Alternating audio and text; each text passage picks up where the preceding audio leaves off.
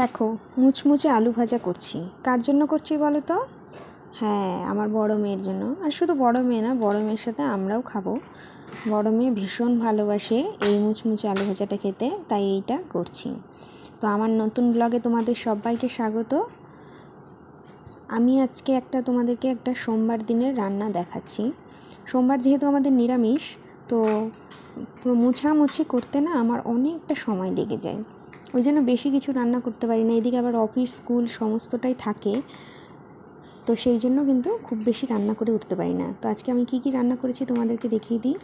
ভাত করেছি, আর ভাতের সাথে দেখো একটা করলা সেদ্ধ দিয়ে দিচ্ছি। আর ছোটো মেয়ের জন্য সব সবজি দিয়ে, চাল ডাল দিয়ে খিচুড়ি। আর তরকারিতে করেছি হচ্ছে পনির, আলু আর কোয়াশ দিয়ে একটা তরকারি করে নিয়েছি। আর সাথে করেছি তেঁতুলের চাটনি। এই তেঁতুলের চাটনিটা আমার মেয়ে খুব ভালো খায়। এটা হলে কিন্তু ওর খাওয়াটা বেশ ভালোই হয়। এই জন্য ওর পছন্দটা খেয়াল করেই কিন্তু আমি রান্নাগুলো করি। আর এই যে মুচমুচে আলু ভাজা, এটা কিন্তু আমার ছোটো মেয়েও খুব ভালোবাসে।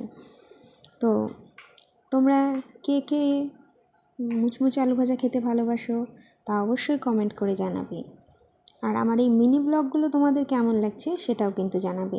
আর ভালো লাগলে লাইক, কমেন্ট, শেয়ার আর ফলো করে পাশে থাকার অনুরোধ রইল সকলের কাছে। তোমরা কে কীভাবে মুচমুচে আলু ভাজা করো তা আমাকে অবশ্যই জানাবে। তো আমি তো এইভাবেই করি। আর কারো যদি রেসিপি লাগে তাহলে বলবে, আমি কিন্তু দিয়ে দিব। তো আজকের ব্লগটা এই পর্যন্তই। আবার দেখা হবে তোমাদের সাথে নতুন ব্লগ নিয়ে।